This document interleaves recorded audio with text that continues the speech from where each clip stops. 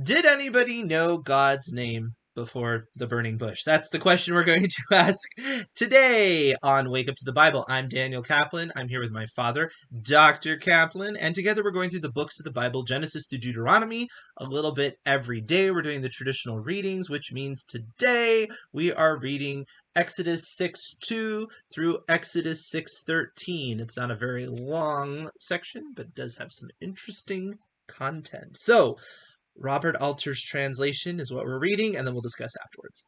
And God spoke to Moses and said to him, I am the Lord, and I appeared to Abraham, to Isaac, and to Jacob as El Shaddai, but in my name the Lord I was not known to them. And I also established my covenant with them to give them the land of Canaan, the land of their sojournings in which they sojourned. And I also myself have heard the groaning of the Israelites who the Egyptians enslave, and I do remember my covenant.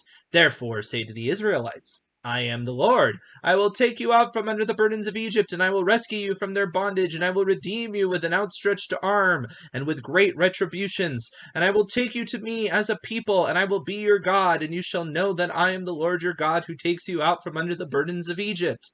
And I will bring you to the land that I raised my hand and pledge to give to Abraham, to Isaac, and to Jacob, and I will give it to you as an inheritance. I am the Lord. And Moses spoke thus to the Israelites, but they did not heed Moses out of shortness of breath and hard bondage. And the Lord spoke to Moses, saying, Come, speak to the king of Egypt, that he send off the Israelites from this land. And Moses spoke before the Lord, saying, Look, the Israelites did not heed me, and how will Pharaoh heed me? And I am circumcised of lips.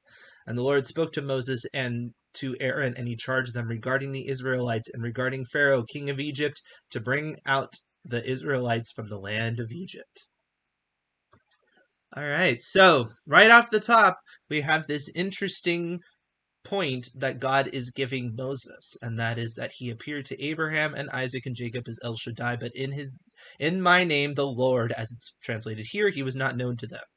So what does that mean? Well, if you go back to Genesis, you'll see that it's all over the place. Wasn't that, wait, I'm going to cut you off there. It wasn't written in real time, though, was it? So couldn't you argue that they wrote that back in there? Uh, well, but the way it is in context, it would be hard to say that. I mean, he called the name of the place Yahweh Yireh. He gave it that name. Okay. You know, in other words, the eternal. I mean, that's what he called it. So that's the name. It's not an anachronistic name. He I'm just called giving it you Yahweh Yireh. What do you think? He called it something else? I That's an guess. extreme. I think that's a bit of an extreme position. Well, thank you. No, it's Uh, not my position. right, I'm just trying right. to actually, like, let's imagine that we could take this at face value the way it comes across.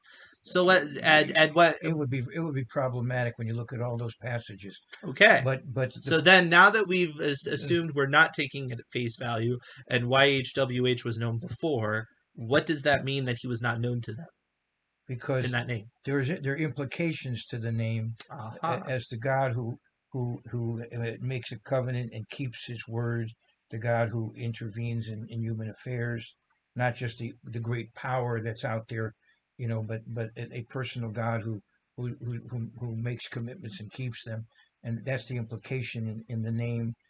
For example, if you go to Leviticus 18, when it says, "Don't do this, don't do that," I am the Lord, you know, and so forth. Mm-hmm. And I think you'll find many commentaries that understand it that way. That it has to do with I didn't really fulfill the meaning of my name until now. See, in the Bible, names have a meaning. Names are very important. He changed his name from Jacob to Israel. He changed Abraham's name from Abram to Abraham. He changed Sarah's name from Sarai to Sarah. Names in the Bible are very meaningful. And in fact, you see how the names of the tribes are important, and they become a basis for prophecies regarding the tribes later on. So here he's saying that the meaning of the name has not been fulfilled until now. That's how I would understand that. Mm-hmm. Yeah, what Robert Alter says, Aha. it is because he says, hold on just a Yeah, I'd second. be interested in what a secular It's scholar would like, say. were the patriarchs in fact ignorant? It is true that Genesis has no special episode involving the revelation of the syllables in the mystery of this divine name. But there is also no indication that the name was withheld from the patriarchs. And the primeval history reports that the invocation of this name goes back to the time of Enosh, son of Seth, Genesis 4:26. So source critics see this passage as striking evidence for the original autonomy of the priestly source, which does not share Jay's assumption that the name YHWH was known to the patriarchs. All the sources drawn together in the Exodus narrative assume that it was only on the threshold of God's intervention in history to liberate Israel that he revealed his unique name to the whole people. Interesting. That's where he leaves it alone. Yep. He he does not answer that question. Yeah, he lists the secular. Now I'm gonna play a third perspective, I guess, kind of in terms of let's imagine that, because some people want to make it a big deal because they're like, oh, he finally revealed the name, and then it's the name and it's so important. But let's imagine that for whatever reason he didn't actually give you that name, right? YHWH. What does it matter? Because he'll use other names for himself later that he doesn't reveal until then. Certainly in the New Testament, you have the whole person of Jesus Christ, which is not mentioned in that name until that time. So does it really matter? I would say no, even if that's true. And I'm not saying it is true. I wouldn't have a reason to think that YHWH was withheld until this point. But even if it was, Robert Alter was playing safe there. He didn't want to be marginalized by the scholarly community, perhaps. I would like to say this. Okay. It is important in ancient history to say we worship Yahweh because he had a certain character. He was the God of the Bible, the God of the... In fact, we ended at verse 613. He's the God of the 613 commandments. But in modern times, I've said it before and I'll say it again. All over the world, if you say we believe in God, they generally understand a monotheistic being who requires a certain morality. Well, you can also say I believe in the God of the Bible too, because everyone knows what the Bible is. There really is no other Bible. Right, that's another point. But even the Muslims who worship the God of the Quran, it's not a different God, in my opinion. Oh, you'd get some pushback on that. I understand I would, and I maintain that position. Yeah. And you push back, give us those comments because we can hash that out. Yeah, okay. There may get some flack on that. You will. I know some people that do not like that. I remember, by the way. In fact, they would say the reason why they like to use YHWH is specifically for that reason. Well, all right. Anyway, and I'm okay saying Yahweh, by the way. I'm just, I'm not a taboo sacred namer.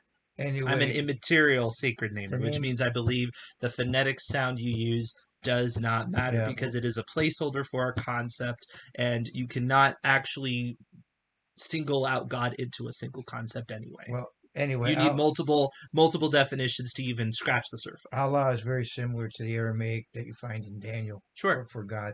But the point I was going to make a comment. Mm-hmm. The pastor general of my church back, I think it was in the 1980s, mm-hmm. was visiting Egypt, and he made a comment about God, and then he made a comment to the, in Arabic he said, or Allah, and he said, and I think it's the same God, and the group broke out into applause.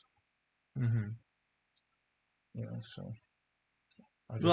Okay. I'll just make that comment. I don't think that's really going to appease. No, the Muslims don't assume that some, not Muslims don't assume that, but Christians do. There are fanatical Muslims maybe who do, but many Muslims believe that there are monotheistic religions. Theirs is monotheistic as well as the the Jews and the Christians, although they do have some problems with the Trinity, which some Christians do too.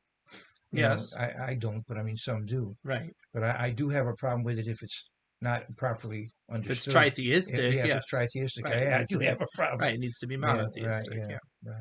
Right. Well, anyway, that's a whole can of worms. Right. Yeah, there's a lot to unpack there, which is not really relevant to this chapter, but it's okay. Feel free, comment below. We can get into that sort of discussion. You're the one that wants to stir up differences of opinion. So here we go. Yeah, here we go.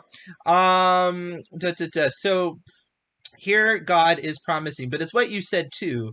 This is where God is really revealing that he's kind of coming through, because he's been promising this for the longest time, and it's not until now that he's actually going to follow through on this. And so, yes, this is the first time you want to talk about making a good name for yourself, right?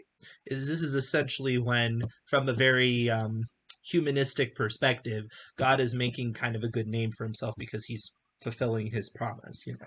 I would like to say that Robert Alter is playing it really safe. You said He, that already. no, about this in a different way. Oh, he likes to play it safe. He says El Shaddai without trying No. to translate the terms. He Mm-mm. explained earlier Yes. he was going to more or less leave it alone. He does leave it alone. Yeah. Yes. I like that. I appreciate that. But some people get frustrated with ambiguity. they have to have an exact. Sorry. Yeah. Right. Now, one thing I will say too, there's a couple things is he says, I will take you to me as people, and I will be your God, and you shall know that I'm the Lord your God who takes you out from under the burdens of Egypt, right? Okay, here's the thing. Did God take them out of the burdens of Egypt so that he could burden them with himself? No. So be careful with that thought. I'm just saying. Well, I guess that's some kind of antinomian comment. Yeah, well, no, it is. No, it's that's like that gets to like the Acts 15 discussion, right? The yoke that our fathers could bear.